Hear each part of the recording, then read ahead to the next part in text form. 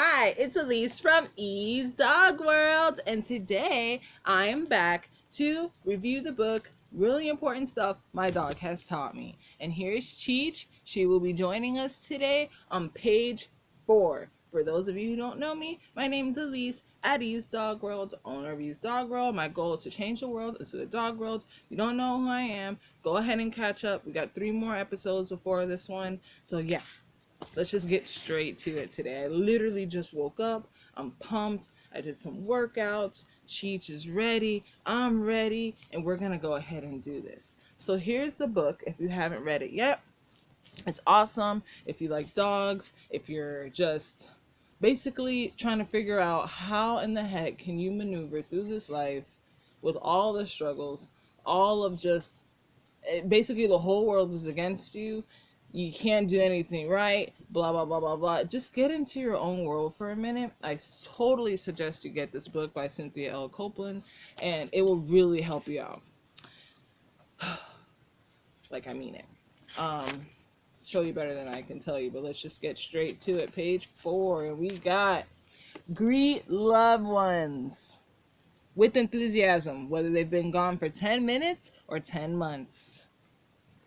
This one's really deep, especially now that I've moved from Miami, Florida, so I'm away from everybody.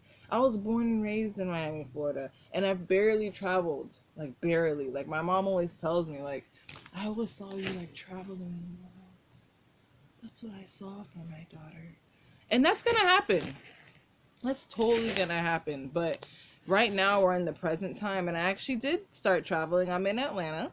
You know, it's not exactly abroad, but I'm out of Miami, Florida. I'm doing great things, and I definitely understand the whole dynamic of greeting loved ones, you know, a certain way. And even if it's not loved ones, you always want to make that first, like, wow impression about you. You always want to rub off on somebody. You always want to rub somebody the right way.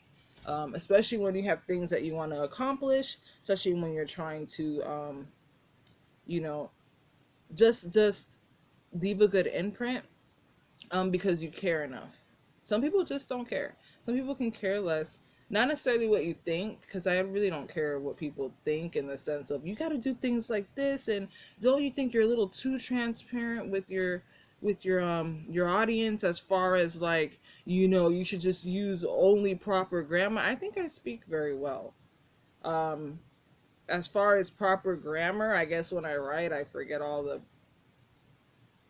periods and commas and stuff. But you get what I'm trying to say. And that's the great thing about having your own business and doing your own thing, is that you don't have to listen to anyone. But you should always care what people think as far as your attitude and how you carry yourself. That is really important. So if you're always greeting people like, hey, what's up? They're never going to consider you in the long run. You don't know who that person is, and you don't know who that person knows, and you don't know what opportunity can come, and you always want to be the first person that they think about. Whether it's, what do you say, 10 days, 10 months, 10 years down the line, there was that girl, I remember. She just, the way she greeted me, and she gave me her networking pages, and I think it was an E, and I know that it was an E for sure, and she likes dogs world. I'm contactable. Always want to make yourself contactable when you're trying to do, you know, outreach things, and you're really trying to make it. You know what I'm saying? Like, you're really trying to make it. But if you're greeting people like, hey, I don't know you, so I don't have to greet you like, oh wow, and I'm not getting paid for this. Like, every excuse under the sun of why you have a stinky face. And the same for your family members. You were born and raised with these people. Whether you like them or not, you got to be the change in every situation. That's the responsibility that we've all been given, whether we've made aware of it, whether we're teaching our kids that, but we're responsible for making the change in this world, each and every one of us.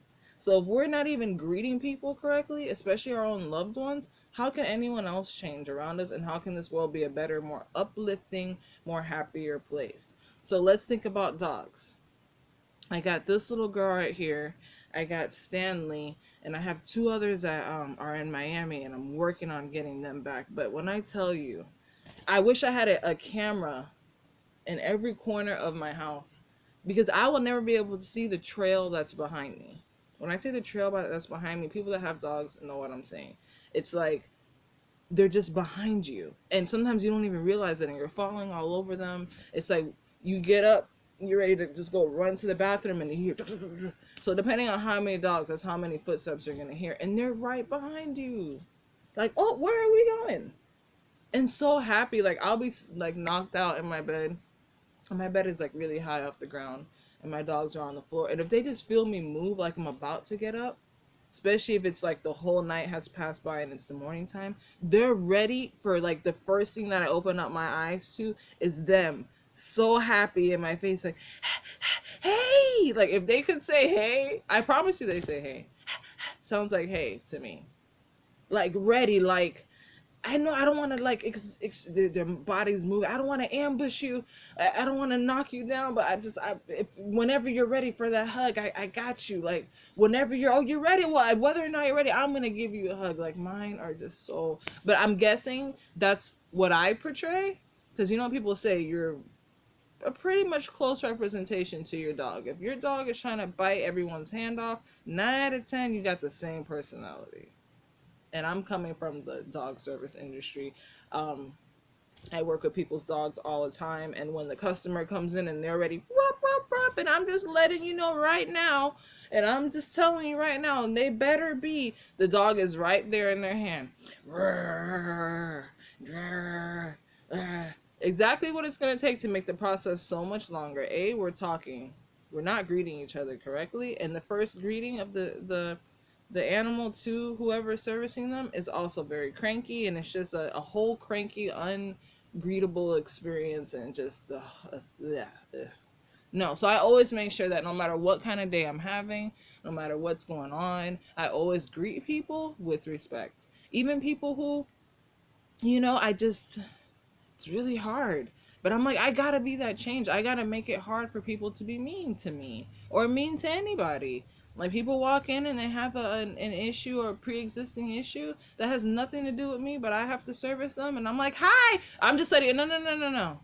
I said hello, good morning, hi, and you immediately see their demeanor change. I'm sorry, it's just I came in here because I already talked to the manager and they already know what the situation is, and I'm here to get it fixed. Okay, but I'm saying hello, and I'm actually the one that's gonna help you today. And just by the look in my face and the way that I'm, restraining myself, they're just like, why the heck am I attacking this person? What kind of person am I?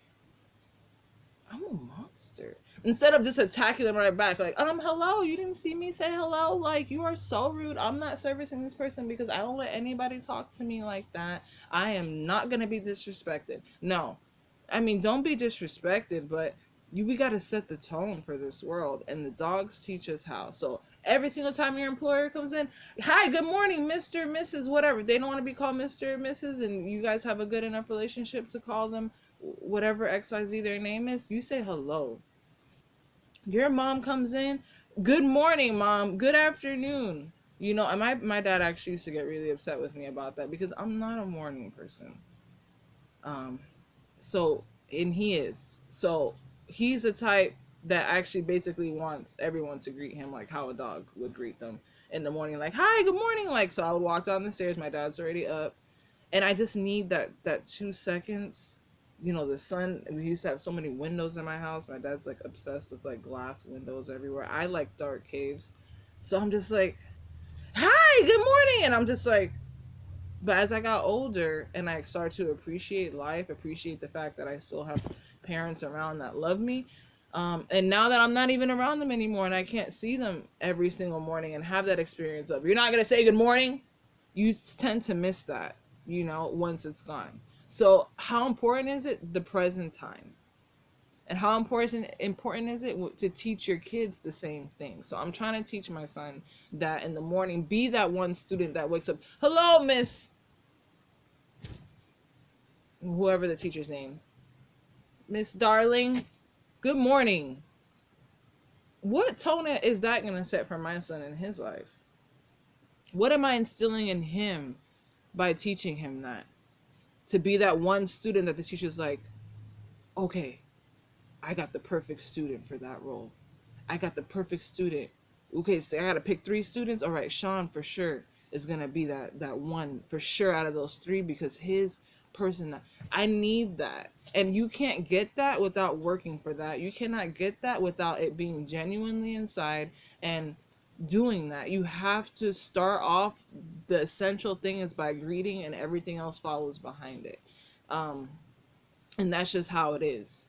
And this page is awesome. This page is great. All right, I have issues. I have, my face is just like that. I'm not mad. People always think that I'm mad, but my face is just like that. It's like, well, you gotta fix that.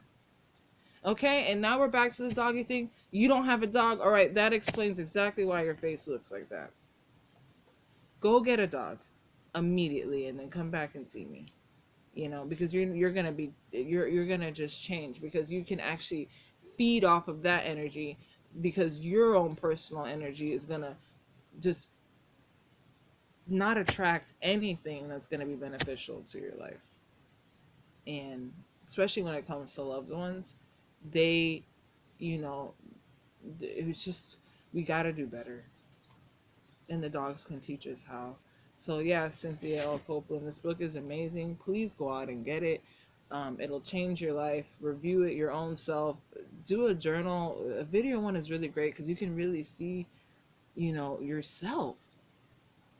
And then you can put your dogs in the video too, and it's just your own little world. And before you know it, you're having your own pep talks and your own lessons with yourself. Like, okay, I know I apply that. There's gonna be a couple pages in here that's like, whoa, I really need to apply that, and I didn't even think about it like that. And that's what life is all about.